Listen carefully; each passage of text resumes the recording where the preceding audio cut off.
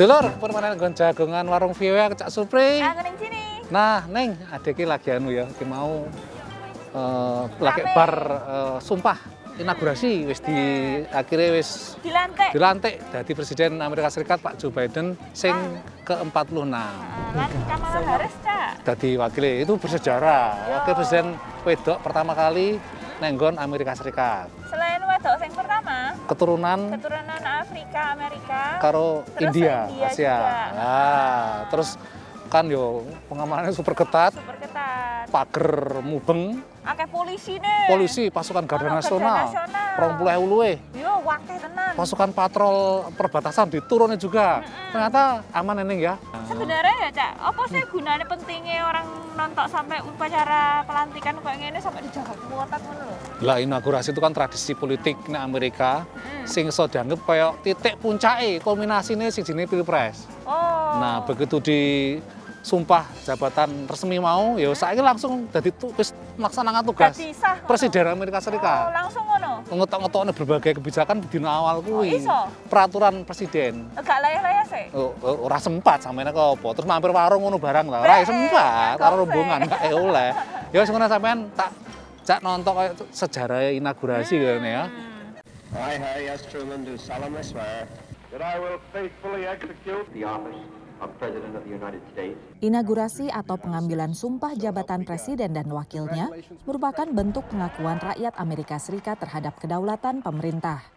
Presiden yang baru mengawali tugas dengan pidato yang menggambarkan kebijakan pemerintahannya selama 4 tahun ke depan. The only thing we have to fear is fear itself. It's a real opportunity for American renewal. It is the first time that the president introduces himself as president to the nation. Ask not what your country can do for you. Ask what you can do for your country. He will never have that opportunity again to do that. So it's a very important moment in American history. Ada juga makna simbolis. Misalnya tahun 1809, James Madison memastikan semua busana inaugurasi buatan Amerika Serikat. Lalu pada parade inaugurasi 1953, Dwight Eisenhower memamerkan kekuatan militer. In 1865, Lincoln's second inauguration, he invited African Americans to participate in the inaugural parade for the first time. In 1917, the second inauguration of Woodrow Wilson, women participated in the inaugural parade for the first time. Inaugurasi kali ini berlangsung di tengah pandemi COVID-19 dan kekhawatiran akan keamanan pasca serangan gedung Capitol 6 Januari. I think any presidential inauguration, it's important to remember, is a highly fortified event. It is an unprecedented affair, both for security reasons and just because of pandemic concerns as well. Yeah, Washington is looking very different than it normally does, and very different than it normally does on an inauguration day. Presiden Joe Biden mengusung tema menyatukan kembali Amerika yang dinilai senada dengan pidato inaugurasi Presiden Lincoln sebelum dan sesudah Perang Saudara. If ever there was an opportunity for a president to renounce and denounce the Confederacy, insurrection, to denounce people who decided to raise arms against the United States government, he doesn't do it. I mean, Lincoln calls for reconciliation. He alludes to this idea that all Americans are responsible for the Civil War, not just the South. Dari masa ke masa, inaugurasi Presiden Amerika Serikat menorehkan sejarah panjang. Congratulations, Mr. President. Dari Washington DC, VOA.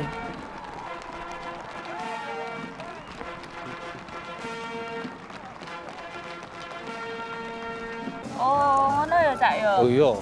Sak ngertiku ya, Cak, pas tahun 2017 mbiyen, iku lah inaugurasine Pak Presiden Trump sing mbiyen to. Iku penjagaannya gak kayak ngene ya, Cak ya. Gak seketat iki. Masih sing teko emang luwih akeh, saiki kan mergo yo ana pandemi ya Ning ya. Memang kabeh 90% virtual. Nah, Dulur, kita punya cerita-cerita lain soal inaugurasi presiden di Amerika, tapi sakwise sing siji iki.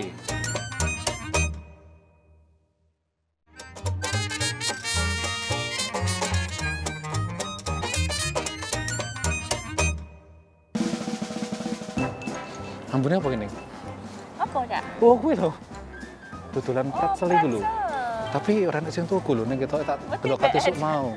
Lah terbuka ngono gak dibungkus. Oh. Mungkin udah lek ono kopi tapi yang sakno ya. Mungkin bisa jadi. Iya. Tapi ada beberapa sing tuku mah. Ono ya. Nek luwes. Wis keluwen mungkin nek kene iki kat mambengi ku mungkin kan. Kademen katuk. Subuh-subuh nek kene mau dipikir kan rame ternyata sepi. Ya, mesti deh. Tapi Iya. memang ya sejak sebelum ada kejadian ricuh pas tanggal 6 Januari kemarin itu, Cak, acara-acara di Partai Demokrat dan acara-acara sing diadakno karo Presiden Biden itu memang sudah virtual semua ya, Cak ya. Iya bener. Kan? Pidatone wingi ya wah wis. Ketane pengen dadi presiden all Amerika. Mempersatukan. Jadi itu memang keinginane. Nah, aku gak ngerti mergo masyarakat Amerika Di sangat lapangan. terpecah. Bener. Dan apakah semua orang menghendaki persatuan? Saya agak sing meragukan juga itu nih. Ya, karena memang polarisasi di Amerika terutama setelah pemilu dan juga ada berhembus isu soal kecurangan dalam pemilu itu cukup kenceng ya, Cak ya. Oh, si tajem. Nah, ngomong-ngomong soal move on, Cak, ini ada reaksi atau tanggapan dari para pendukung Trump sing biyen niku milih Trump, tapi saiki kan presidennya Joe Biden. Joe Biden. Secara resmi udah terjadi ya. Nah, kira-kira tanggapannya mereka itu kayak piye ya? Alah ya, menarik iki. Tata aja lur. Kerusuhan di Gedung Kongres Amerika Serikat pada tanggal 6 Januari mengejutkan sebagian besar warga Amerika. I think I was shocked, of course. How did this actually happen? How come we experience this? I feel like for a first world country, right, America, I would think that something like this could be, we could go through this in a more civil way. Tapi jajak pendapat CBS YouGov menunjukkan 21% pendukung Partai Republik atau sekitar 1 juta warga Amerika menyetujui tindakan tersebut. Jajak pendapat lain dari PBS NewsHour dan Marist menyatakan 35% warga Amerika tidak percaya dengan hasil pemilu November lalu, walaupun tidak ada bukti atas kecurangan. Nurma, salah satu petugas TPS perwakilan Partai Republik, mengaku melihat sendiri keganjilan di TPS-nya di negara bagian Maryland. Juga ke ketua Partai Republik, dia bilang kan nggak tahu ya gimana caranya mau mencegah, emang begitu keputusannya, dia bilang gitu ya. Kita mau bilang apa lagi gitu. Tapi ia memilih untuk menerima hasil pemilu. Kalau soal bertindak anarkis itu saya tidak setuju ya. Bagi saya ya, kalau misalnya kita kalah, terima aja kekalahan, perbaiki sistem untuk kedepannya gitu loh. Kalau saya sih siap ya terima kalah, walaupun kita sayang sama Trump, kita ini pendukung beratnya Trump. Sedikitnya 20.000 pasukan Garda Nasional dikerahkan untuk menjaga keamanan upacara pengambilan sumpah Joe Biden sebagai presiden pada 20 Januari, di tengah ancaman kericuhan baru. Bagi pendukung Trump, mereka berharap Biden bisa jadi presiden yang memimpin Amerika secara utuh. They are public servants, they're supposed to serve the public. I think that's always my hope, that it is in their sincere intentions to make decisions, create laws that will benefit the public and not themselves or any particular group. Untuk saat ini ya, ekonomi yang perlu sekali diperhatikan ya, daripada dan semua small business yang ada gitu loh. Semoga aja dia bisa mengayomi semua lapisan ya, jangan hanya sebagian kecil orang-orang kelas atas aja yang mereka lihat gitu loh.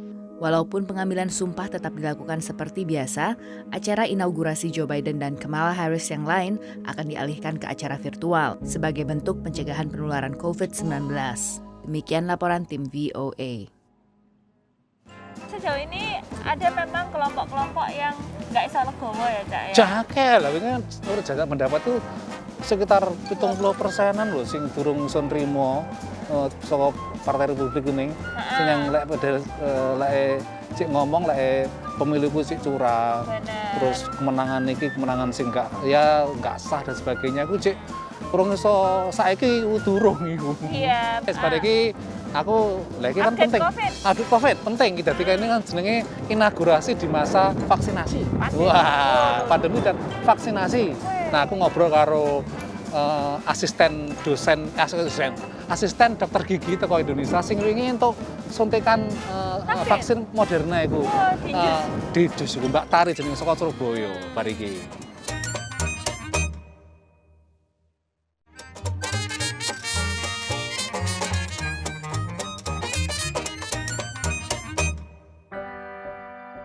Mbak Tari, gimana kabarnya?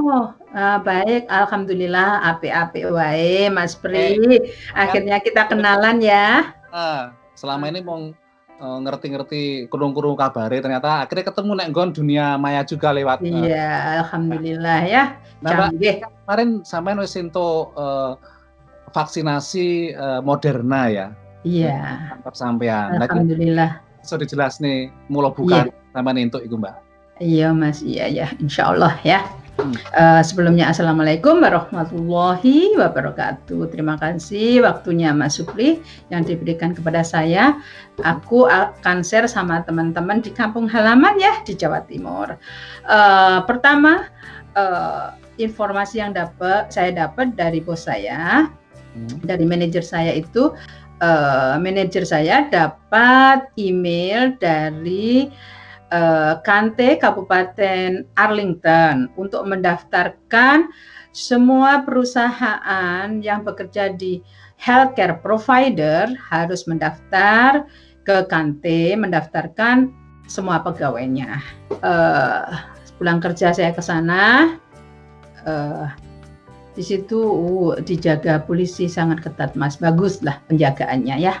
Kemudian di sana silakan duduk, ditanyain data-data tentang kita. Yang saya takutkan Mas, karena saya punya darah tinggi. Ya. Saya underlying ya, ada darah tinggi. Keluarga saya sudah ada yang stroke 2, termasuk ibu saya. Kalau ibu saya udah nggak ada, kalau mbak dan adik saya saat ini emang stroke, tapi masih bisa jalan. Kemudian divaksin. Dikasih tahu kamu dapat Moderna. Setelah divaksin ditanya-tanya medical record, cuman sebentar aja Mas, udah selesai. Kita dikasih stiker, pulangnya mungkin lapisannya yang ngingetin kita itu cuman 4 lapis ya di koridor itu. Nah sekarang efek reaksi ya Mas, reaksi ke tubuh. Ya reaksi ke tubuh. Gini ada yang pingsan. Kalau Mbak Tari gini sendiri gimana reaksinya? Saya reaksinya karena itu kan malam hari ya Mas ya. Pagi hari itu sebelah kiri mulai agak pegel dikit. Pegel, terus berat sedikit, terus ngangkat tangan itu kalau orang Jawa itu pegel kan Mas ya, pegel aja gitu. Kilo linu gitu ya. Yang biasanya gampang aja bergerak itu bawa botol aja juga agak berat, berasa agak berat gitu. Tapi alhamdulillah surprise, hari kedua hilang sama sekali, udah nggak ada sama sekali. Saya pegel-pegelnya. Hari pertama itu ada chili sedikit Mas, ada chili itu, ada badan dingin sedikit gitu ya. Adem lah. Kademen. Tapi suhu saya cek terus normal aja, 97 Fahrenheit, 97,5 Fahrenheit gitu. Itu pengalaman saya dan teman-teman saya sekantor, kayaknya sama saja gitu. Cuman itu jadi kan nanti dapat 2 dosis kan Mbak ya? Iya. Nah ini yang baru pertama, nanti yang kedua kapan itu? Saya untuk Moderna dikasih tahu 1 bulan kemudian. Kemarin itu kan tanggal 6.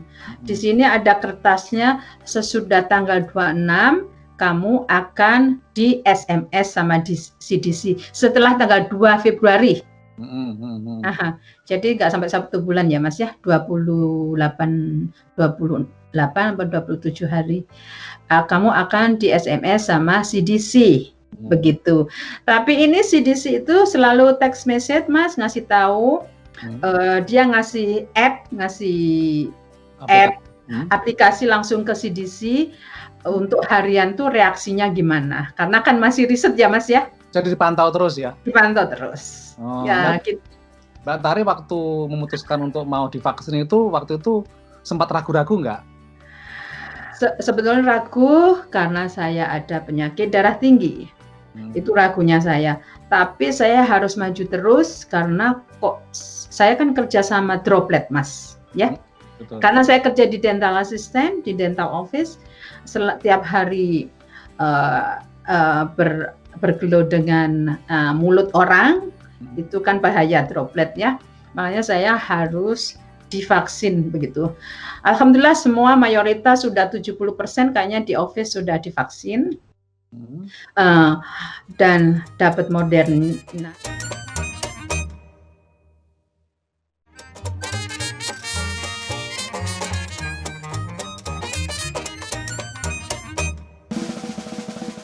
Oh menarik ya Cak ya, aku lagi Iya. sare dinjus ngono kira-kira ya apa ya pegel kabeh awake apa piye ya?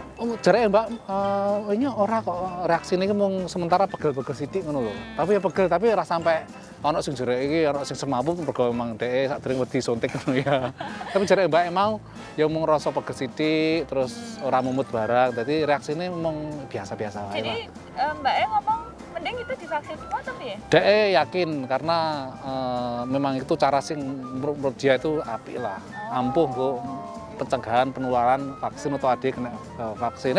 Sampean ya apa diterusnya kayak apa ceritanya Mbak Tari iki. Nah, Mbak Tari bekerja di sektor kesehatan. Ya, asisten dokter gigi ya. Iya. Ya, itu kan bersentuhan dengan air liur yang itu memang resikonya tinggi. Nah, selama COVID kan tentunya sebelum divaksin juga kerja terus kan selama. Yes, iya. Apa aja itu Mbak Tari nggak merasa takut atau gimana Mbak? Meskipun sudah memakai masker, memakai iya. APD, PPE ya, PPE. Nah, ya APD gitu ya. Iya Mas, ngeri karena saya PPE itu sampai berlapis 4 atau 5 gitu ya. Terus di kantor itu kan juga ada mesin untuk absorb virus, germ and virus apa gitu ya Mas ya, gitu ya. Dan kerjanya kita itu kayaknya mulai akhir Mei kita mulai lagi kerja, tapi satu office cuman 1 dokter Mas. Terus yang bekerja di rolling seminggu 3 kali. Saya seminggu 3 kali, teman saya B seminggu 3 kali gitu ya, di rolling begitu. Nah, berdasarkan pengalaman Mbak Tari, itu kira-kira apa ya yang perlu jenengan sampaikan kepada mereka yang masih ragu-ragu untuk divaksin itu, Mbak? Oh iya Mas. Sebetulnya yang tahu begitu, yang jawab seharusnya yang ahlinya ya di dokter atau apa ya, dokter atau nurse. Tapi ini karena pengalaman saya aja di healthcare provider. Untuk saya sangat-sangat mengharapkan teman-teman semuanya itu kan semuanya di bawah ini yang dokter ya, pengawasan dokter. Kalau sama dokter nggak boleh, ada penyakit kan emang nggak boleh ya Mas ya. Tapi yang normal-normal silahkan vaksin supaya penyakit ini segera berhenti wabah ini Mas, gitu ya. Untuk menyelamatkan umat manusia walaupun awalnya diri kita sendiri, kemudian protect family, kemudian protect keluar. Kalau ingin menyetop kayaknya begitu ya Mas ya, rantainya supaya di stop ya harus divaksin. Nah, tadi injus, itu bahasa Inggrisnya apa? Coblos. Loh, kok coblos? Diinjeks. Injek. Apa? Diinjek. Apa jenenge? Lah apa nih di shot, flu shot. Flu shot. Podo karo nembak, Cak. Lho, meh podo memang. Intinya kan podo memasukkan sesuatu ke tubuh kita itu dengan sesuatu yang tajam. Enggak tumpul jenenge dipukul. Daripada bingung mending kita belajar bahasa Inggris dalam English in minute. Welcome to English in a Minute. Shot put is an Olympic sport. You throw a small but heavy metal ball as far as you can. Long shot. I bought a lottery ticket. You know, the chances of winning are very small. I know. Very, very small. What I mean is, you're not going to win. I know it's a long shot, but the top prize is $35 million. $35 million? Later. Where are you going? to buy all the tickets. A long shot is something that has little chance of succeeding. You may not expect to succeed, but long shots can be worth trying. People who follow horse racing use this expression a lot. And that's English in a minute. Ya, memang pengamanan selama 2 minggu ini memang rada ketat ya. Setelah wingi lho kejadian tanggal 6 iku lho ning penyerbuan kerusuhan ning nggon Capitol Hill iku pengamanannya memang diperketat karena jadi ana info saka dinas FBI kan ono arep penyerbuan, arep ono kerusuhan sing luwih gede, ternyata enggak Ya, enak. sejauh ini aman sih ya. Semoga tetap aman, tetap bersatu kembali Amerikane, terus vaksinnya cepet disebarno ya. Sebarno mergo saiki jare lamban termasuk mergo distribusine ke pemerintah pusat. Tertahan terus yo menyuntikkan ternyata prosesnya enggak sederhana yang di perlu waktu. Perlu tempat maksudku nggon sing akeh. Terus tenaga untuk nyuntikno iki lho ning. Jadi emang targetnya enggak terlampaui tapi Joe Biden wis berjanji.